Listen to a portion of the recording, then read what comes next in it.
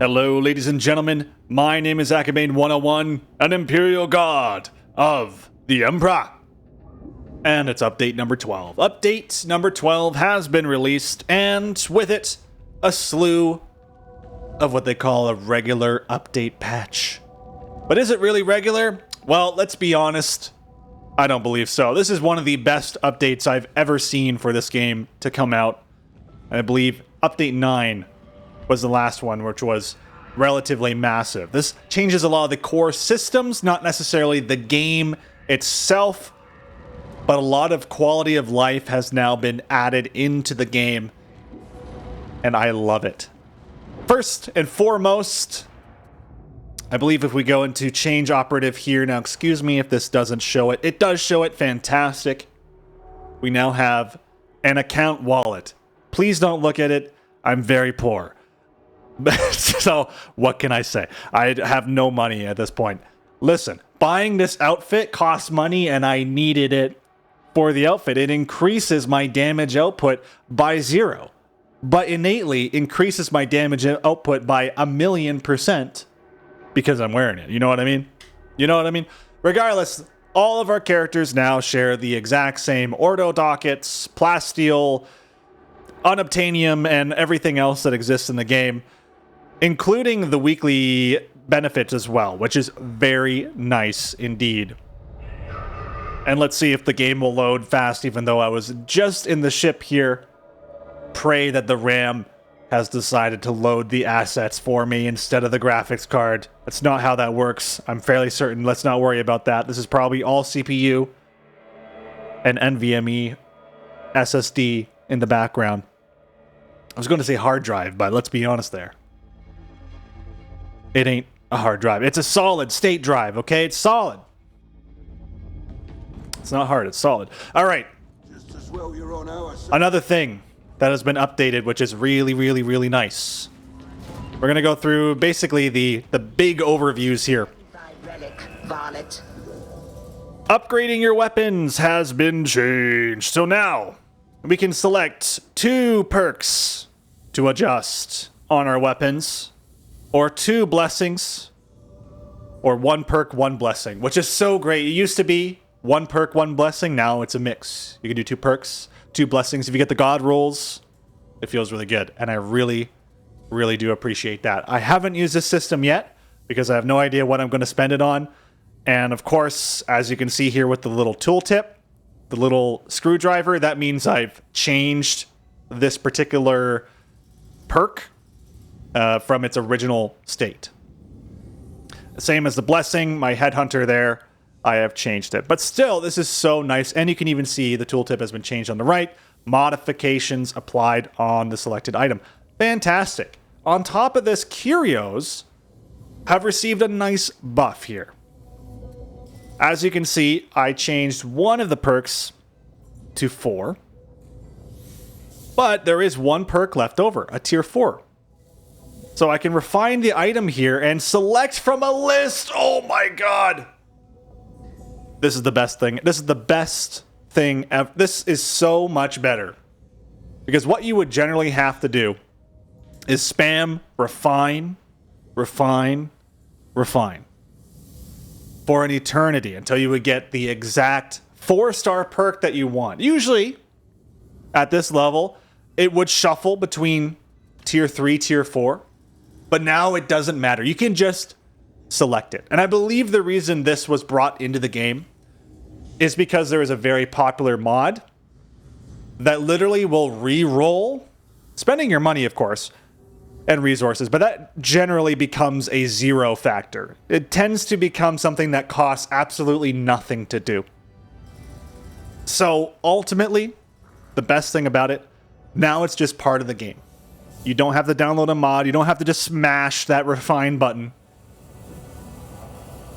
You just select what you want to do. It's great. I love it. So I can just go ahead and instead of getting corruption resistance on grimoires of 15%, I can get corruption resistance of 20%. You can see everything.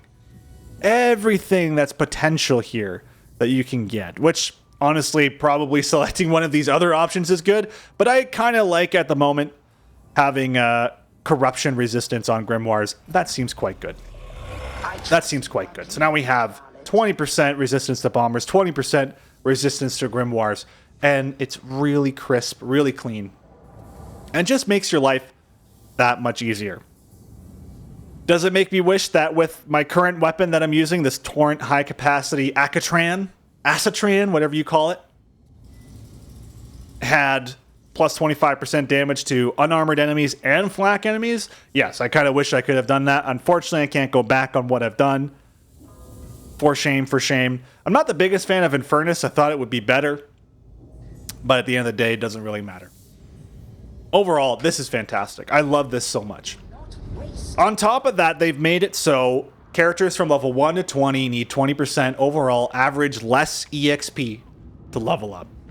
Fantastic. I'm already level 30 on this character, but that means I'm definitely going to be leveling other characters. If you already have a bit of XP on your other characters, they're going to get a slight EXP buff because of that. Potentially even leveling up on top of that. Very nice stuff. Next up, let's go to the mission terminal. This is the first time I'm actually seeing it in-game, but I've read the information on the update post on Steam here. So hopefully I'll be able to explain it as we go along, and then we'll jump into a mission and have a good time. So this kind of looks a little bit more Payday 2-esque. I mean, it always really did, but now it looks even more so. And on top of that, we now have, as many keen-eyed of you have seen, a quick play bonus. Something I've wanted in this game for a very long time. Something that Vermintide had, I believe, since Vermintide 1.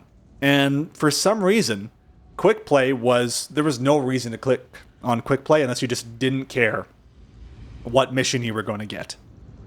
This is fantastic. Another note is typically these tier 1 missions had some sort of difficult slider, like as you can see here, high intensity shock troop gauntlet, something like that would make the mission harder, would oftentimes be applied to these tier 1 missions. And as many players are coming into the game, this would be a very difficult thing for them to do. And if they hit quick play, which that's the first option, that's auto selected as you start the game. If you hit quick play, you're going to go into a random mission of a difficulty of your choice. Typically, that's going to be Sedition at the start of the game.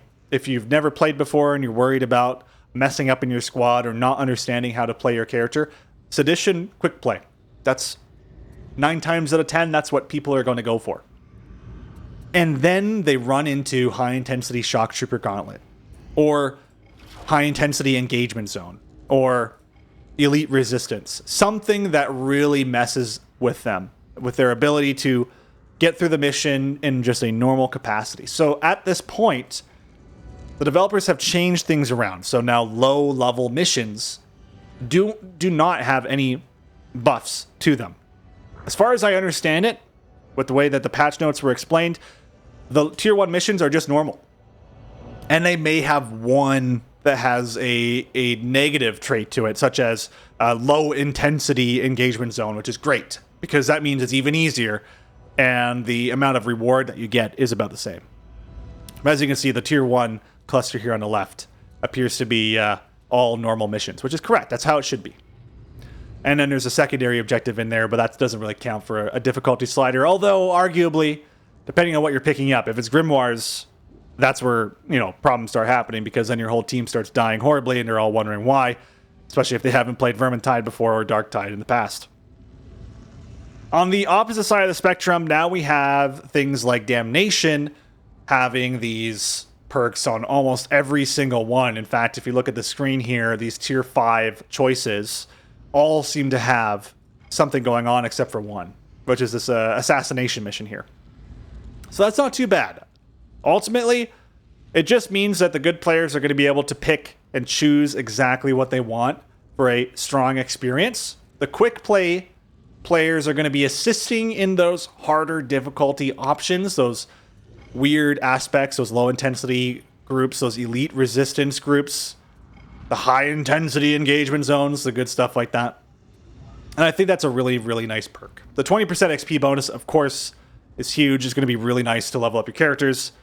And probably going through the game on Malice would be really good for that. decent amount of EXP can get you up to 30, no problem, and then bump it up to Heresy when you feel really comfortable with your build at around, for me, probably level 20 or so, but even then, I don't feel comfortable at level 30, let's be honest. Next up is the Auric levels, which this one I'm not entirely understanding because it's just a new realm. It's something I've never even like thought about, but this is something that the developers have released recently to give people even more challenge on top of what has already been released. So this gives you even more bonuses, but you're locked to Heresy and Damnation mode, which isn't too bad. Heresy is not that bad, especially at level 30 with max level items. Heresy's not that bad, so stepping up a bit and forcing the mission to be tougher. As you can see, everything here has something more difficult to go through. And then there's this Maelstrom mission in the middle, which seems to be the big bucks, the big money one. But you have to play it on Damnation, and good luck with that. But the reward, 70,000 Ordo Dockets, I mean, that's like a full cosmetic right there, right? And then, of course, 18,000 medals? I don't know what that is. That's something interesting. I don't really know what that is. Unless that's EXP. That's probably EXP, the more I look at it. But yeah, regardless, very, very cool. I like it a lot. Great patch so far, and I can't wait to see more. Regardless, though, let's play a video game. Let's play the video game. It's only 12 minutes into the video. Let's go ahead. We're going to play on Malice, and why not? Let's get the 10% boost to Diamantine, Ordo Dockets, Plasteel, something I very much enjoy, and jump on into it. Now, typically, I do like to play without a HUD. But unfortunately, because the game just got patched, I'm not able to mod it at the moment. So we're just going to deal with it and hope that everything goes well. Hope that the audio is good as we go through it. And hey, thanks for joining me on this mission. And hello to those who skipped ahead straight to the mission. Hope you're all having a wonderful day. How are you? How are you? I just want to know. How are you? And if you didn't skip, thank you.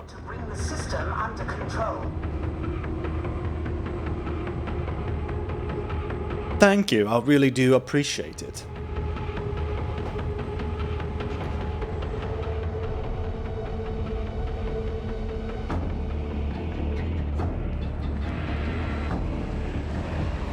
And at the moment, we currently have me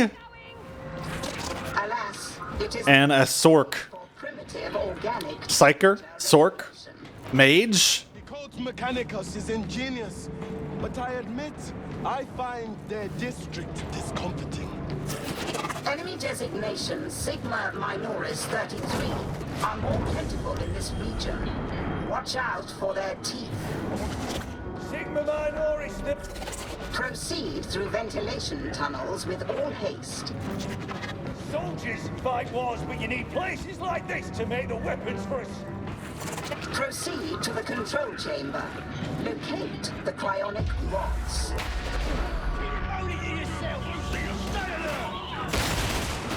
So one thing I really like is that I've recently updated my screen to be 21:9. So if you're watching this on a 16:9 monitor, you might be like, why are there black bars on the top and bottom of the screen? And that's actually because of the way that I'm recording, which is something different for the channel. It's possibly going to be the norm. It's possibly not. Really depends on the feedback I get from viewers such as yourself. But it's something I very much enjoy. The nice thing is it's very easy to adjust an ultra-wide monitor to be recorded in 16:9.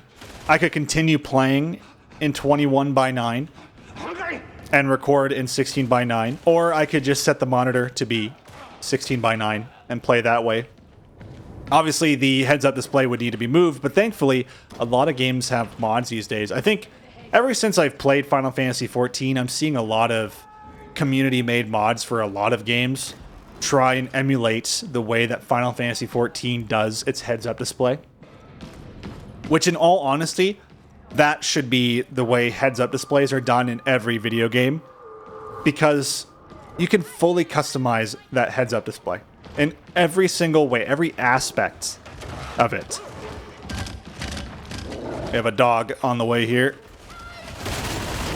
Don't wait! And I really think that's such a critical key thing to allow players to customize the visual heads-up display on screen. Over here! And ever since really World of Warcraft came out, you know, mods are really something that have been really important and integral to that sort of game. And it's nice when developers begin to innately make it part of their game. And although Darktide doesn't really feature that, it's nice that we have at least modding communities to support and facilitate that ability to adjust your HUD or even turn it off, which is something I personally really enjoy doing. I don't really need ammo yet. Back up! Somebody! Psyker blew himself up. No problem there. Just another day in your Warhammer 40,000 slums. Now I'll grab a little bit of ammo. Usually one magazine's worth. Oh.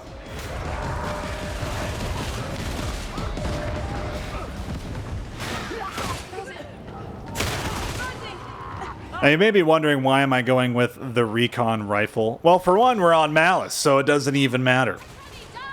But for two, I love this gun. For one, I don't have to click the mouse button a bunch, so my carpal tunnel doesn't actually get absolutely destroyed. Something I've noticed recently over the years.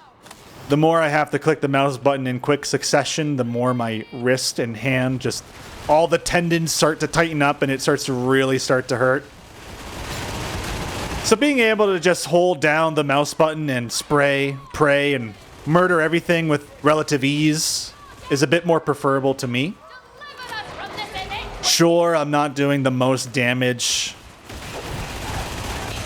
Sure, I'm not the headshotting champion that'll win the tournaments of all, right? But that's okay with me. I don't really play games to be competitive. I play games to enjoy them. I suspect our military... I'm gonna grab this because I'm a monster. What can I say? What can I say? Be fair, the job is to inspire as well as... I would love that ammo, actually. You cowards! I wonder how many have... Oh, I don't know if I need that. Actually, you know what? I don't have yellow ammo. No one does, so at this point, we're not going to worry about it. Arabella's using her grenades. I always forget to use my grenades, unless there's a horde, but unfortunately, I have anti-horde weapons in my... I have an anti-horde weapon in my hand at this very moment. I'm saying I'm noticing some hitching with this patch, though. Not something I was running into before. I recently updated my machine.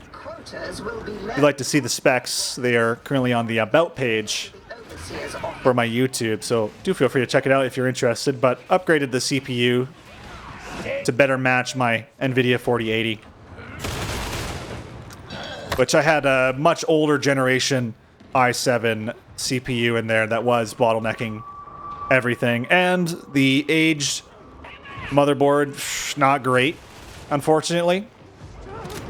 It was holding a lot of things back. It had security features in it that just weren't up to date to deal with things like Windows 10, and was limiting my ability to even install Windows 11 from scratch, which was really annoying.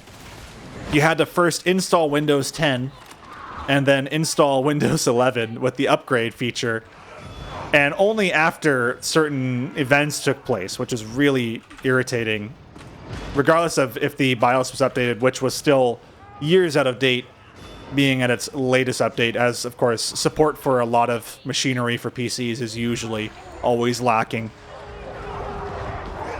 Unfortunate, of course, but it is what it is. And upgrades are typically quite necessary. Luckily, we don't have to upgrade machines like our main PCs as often as, say, in a data center, as someone that is actually going into the IT career. They typically update every component of their IT center every 3 years. And if you ever ask yourself why, well, that's actually a very easy question to answer. The warranty. Once the warranty has run out, everything is a liability, it's got to go. Wheel it out, liquidate it, get it out of there. No more. It's time for an upgrade. Thankfully, as a home user, as a recorder of YouTube, that's actually a great, as a recorder of things, an internet recordian. It's not too bad. It's not too bad. You don't need to upgrade your computer every 3 years. However, I did end up upgrading my computer after 4 years, so I guess it didn't really matter at the end of the day, but it was that time, and I wanted to enjoy games at a higher resolution, at a higher frame rate. And although the 1080 Ti can absolutely achieve those frame rates, I also just wanted good graphics, and the new 4080 seemed like a great card, oh god, to record content, as it has a dedicated chip to be able to record content at fairly high quality. Really unsure where this thing's coming from. Seems to be up here. I'm going to stay down. What can I say? I'm a really great teammate. Letting all my friends die. So hot, I think we're gonna melt. We're almost before. Luckily, I think that's an infested enemy, but it could be a maniac for all I know.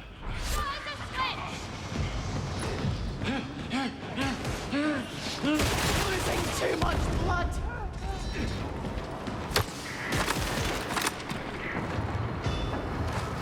I believe that's one of our allies. I blew up the barrel there. I might have done it myself by firing my bullets, but I refuse to take the blame. Fire is really dangerous, of course, in Darktide. If you're unfamiliar with the way fire works in Darktide, and of course we have a giant plague ogre, which is everybody's favorite. I'm going to deal with the ranged characters in the background, though. Oh god. Fire typically drops your armor down to 0. Doesn't matter what your armor is, doesn't matter if you've been managing your health, your armor, your stats, avoiding the damage. It doesn't matter. Fire just outright brings it to 0. As you can see there, I took one little wall up there from those plague poop holes. And another hit there. I really should be more careful. But yeah. It can be extremely dangerous to get hit by flame. Protocol requires you to help. Dig deep, Psyker. Prove yourself. You surprise me, Zealot. And as you can see there, there's a grenadier. Try to forge humanity into their ideal, but enforcers work with the reality of what people are. Anita! Looks like they turned a blind eye once too often. As you see, there was a grenadier that dropped a grenade, and typically all the grenadiers are there to do, they're not really there to destroy your armor, but they can. They're there to wall you off, to prevent you from moving forward, or to separate your teams, and they have great control management with that fire grenade. It's a very potent, very powerful ability, and something that I myself am supposed to be countering, but every time I do a very good job of avoiding that. I'm sure I could repel demonic. What can I say? I've trained for it. Theoretically, anyway. Watch this one, Kindred. The freak might become possessed by a worse one. He grabbed him out!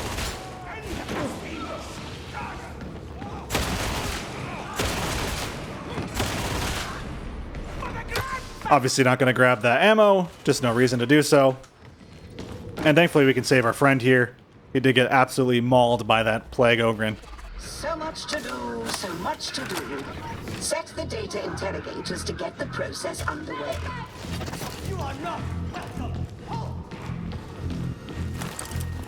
One thing I've always really enjoyed about Darktide overall is the flow of each of the missions. I believe every mission seems to have a nice ebb and flow to it. It smoothly goes, Acceptable. carrying players from the very beginning of the game. It's a nice rush to the first major objective. And then you hit this roadblock, and then the game's like horde mode. Time for the horde. Hope you've saved enough to be able to handle it. And it really forces you to play relatively safe and aggressively because you know this massive horde is going to be coming. So you play safer because you don't want to spend all of your ammo. Now, if the game is playing nice and giving you lots of ammo, then that's great. But if you're playing with a bunch of veterans and you happen to be a veteran, that's where things start to change up. As a sharpshooter, of course, it's always your job. Not always, but typically your job to deal with a lot of the ranged enemies, as your allies typically don't have the same tool set to deal with ranged enemies as quickly as you.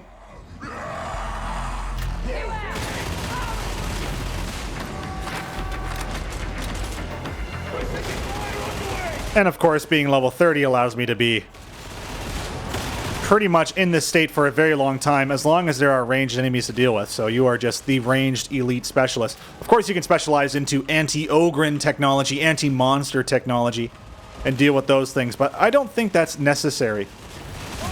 Typically, I don't see people running that either, but I'm sure if you spec out correctly, there's always the opportunity to play however you would like, of course. And that's always the fun thing. I don't typically follow builds. I don't typically follow strict rules when it comes to building a character. And obviously that's going to lead to a lot of struggles. That's one of the reasons why I don't typically play on Damnation. But ultimately, if I come away from the game enjoying myself and having a good time, then I feel like it was worth it. And that's why I usually make my characters the way that I do. That's why I'm using a less than optimal weapon on top of not wanting to constantly click the button. That being said, of course, using that las gun that I have, that was the 531, is a pretty good weapon. Pretty much one-shots most of these unarmored goons. Feels really good. Looks really good. And pretty much murders snipers from a very far away distance. Of course, this thing can do that too.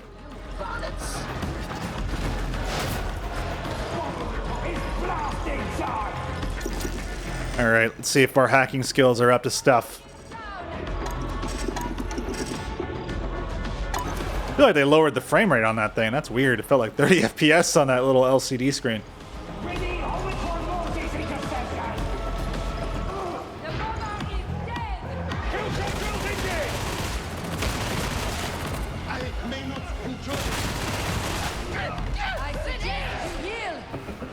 Ultimately trying to see if I could spot that grenadier, but I must have been killed earlier. Again, that's another thing. Being able to adjust that HUD would be so nice. Would be a nice feature. In position. Move to matrix fire and commence system flush. Not sure if we have two grimoires at the moment. I know I have one. I'm looking. I think Arabella has a grimoire there. Looks like. She's very insightful. She's an asset indeed. And coincidentally, also very charming. She gives me the heebie-jeebies. I like having corruption resistance on grimoires just because typically when you're running with randoms, which is 100% of the time with me, 99% of the time, it's just nice. It's just nice. It's a good safety net. As you can see, my health compared to Helena's health, or Helen, I'm not nearly as affected by it. I have a 40% roughly resistance. I should check another one of my curios because I'm not too sure if that other curio is also 15%. But it's nice that we can adjust things accordingly. I'm just definitely grabbing that ammo because of course I am. I don't even have to do aim down sights with this thing. That's how nice it is. The spread looks ridiculous, but I feel like I'm connecting with nigh on every shot. He says as he intentionally aims over the head. Because I'm an absolute genius. World champion shooter. All I'm trying to say is the next Fortnite World Championship, that's gonna be mine.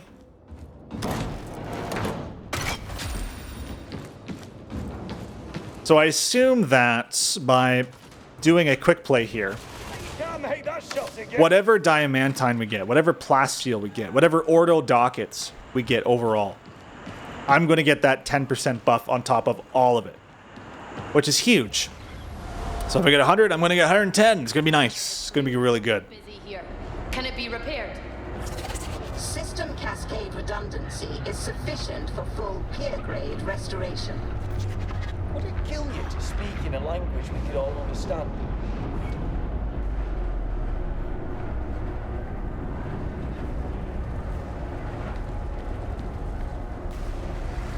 This one's relatively difficult. We need to get capsules to these skulls here in the corners.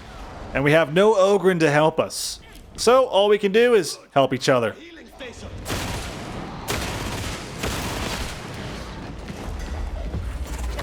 Task initiated. Deploy cryonic rods.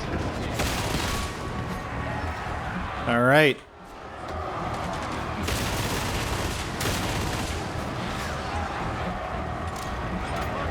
Here we go. First capsule. Luckily, we're sticking together. Arabelle holding the rear guard. Hopefully, I didn't hit there. Hopefully, I didn't hit their hitbox. I don't know why I wanted to say that, but I wanted to say that, so I said it. My brain asked permission, and I allowed it. Isn't that crazy? One nice thing about having anti-flak, those big marauders aren't as much of a problem. Oh gosh! Just gonna jump off here, thank you! My ankles have seen better days. I don't want to get caught out too much.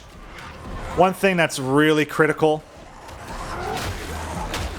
in Darktide is being close to your allies, and unfortunately I think I've completely segregated myself from them. And of course we have a sniper, so let's try and stay behind this pillar for a moment before we get too out of hand. So our allies, unfortunately, are above us. They are going for the objective, which is good, and I did end up distracting a good chunk of them.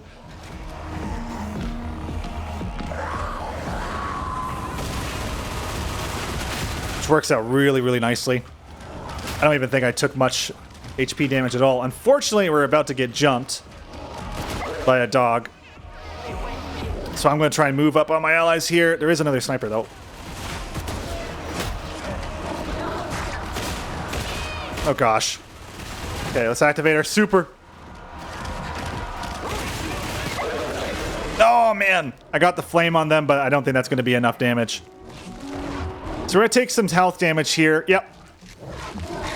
There we go. It's chonked through our armor enough. Thankfully we got saved. Not a great result, but at least because we moved closer to our allies, we were able to assist with the issue. Again, I'm going to try and stay relatively close. At least a little better this time. I did get kind of segregated and caught off guard there, so not great.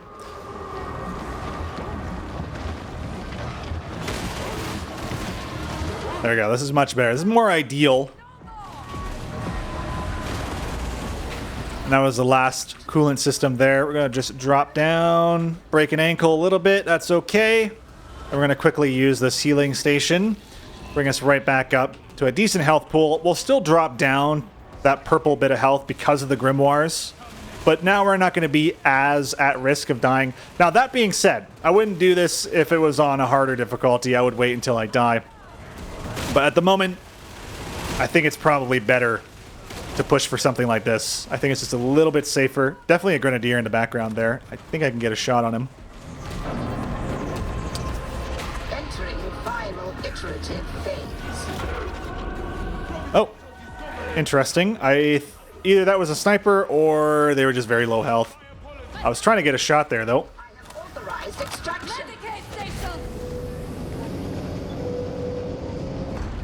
And our exit's right on open here. Perfect. That went really smoothly. Sticking together, obviously, is a critical thing in this game.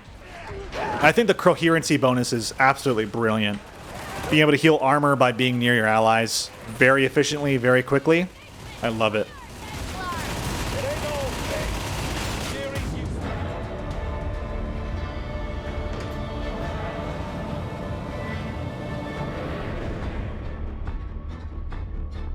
And there's the game. 23 minutes, 984 kills across the entire team. Again, it's nice to be able to have a scoreboard here because I like comparing myself to other people. Not that I want to say that I want to shame other people for playing worse than me, better than me. Everyone has a specific role inside of the game. I like to see and compare things to see where I'm at. If I'm up to snuff, if I'm not up to snuff, where I can improve. What did I target? What did I not target? That's what I enjoy mostly when it comes to this. Another thing to note, there is crossplay in the game now as of update 11, but don't let that get your hopes up just yet, as it's just between the Windows Store and the Steam Store. It is nice, though, that the Windows Store players and the Steam Store players can both play together, which is very nice. And of course, if the game ever launches on Epic, then no doubt they'll do crossplay there. What would be nice, though, is to see the game finally release on console.